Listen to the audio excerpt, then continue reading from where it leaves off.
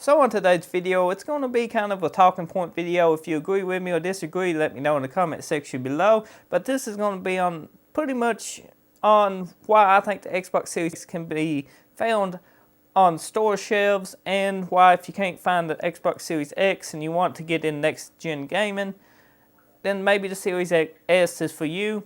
So let's get started. The Xbox Series S comes in at $299. It comes with 512 gigabytes of storage. Now I think Microsoft could did better with the storage. The Xbox Series X does come with a terabyte of storage. The S just 512. After the 512 with the operating system, everything, you just got like I think 300 some gigabytes of free usable storage.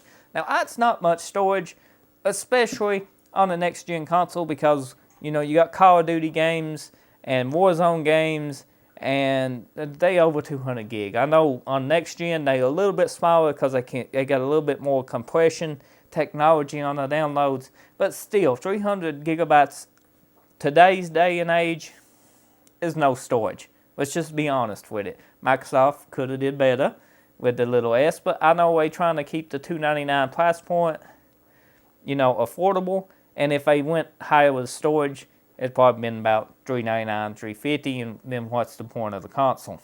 And personally, I think that's one of the reasons this little guy is still on store shelves and you can walk in and find one, is because when somebody goes to buy this, they see it's got 512 gigs of storage, and they go to buy expandable storage, which is Microsoft, you know, ecosystem, plugs into the back, kind of like they did with the Xbox 360 storage.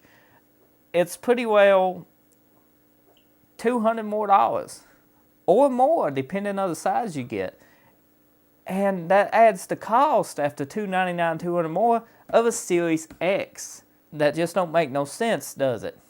Not to me, and probably not to you. I can understand that Microsoft probably had in mind that everybody's using the external storage from the Xbox One and stuff, and moving the games from the onboard memory, the Series S games, transferring them to the older hard drive, which they can't play off that hard drive, but you should be able to transfer that game over to save you from having to re-download it. If you want to play it, just move it back to the onboard storage memory. Another reason I think it's still on store shelves is because it don't have a disk drive, which I think in the future, all consoles ain't going to have a disk drive. Everything's going to be all digital.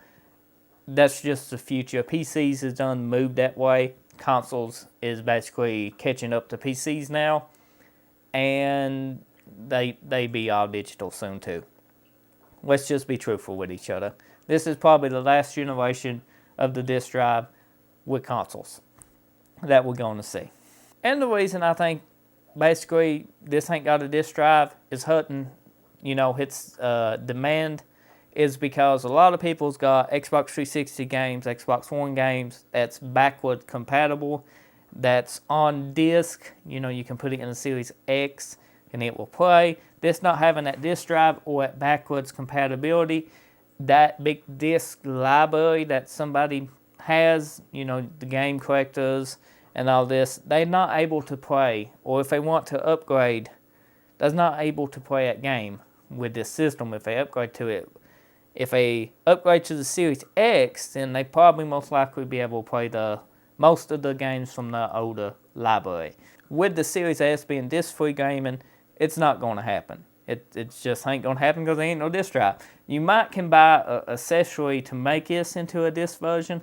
I ain't looked into it. Let me know in the comment section if they are such a thing.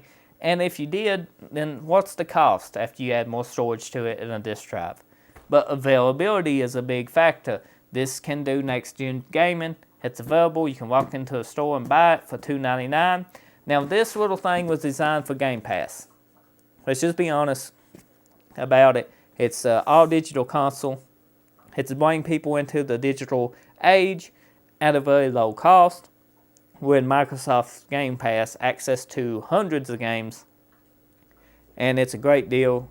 Some of the day one launches will be on this. If it's Microsoft, the Halo was and stuff like that. Saves people from going out and having to buy the game. But if it ever gets removed from Game Pass, you will have to purchase the game. If you still ain't, you know, got your enjoyment out of it, or you still play it with friends and stuff, But as long as it's on Game Pass, you got access to those games. And if Microsoft probably owns it, it's probably going to stay on Game Pass for a really long time.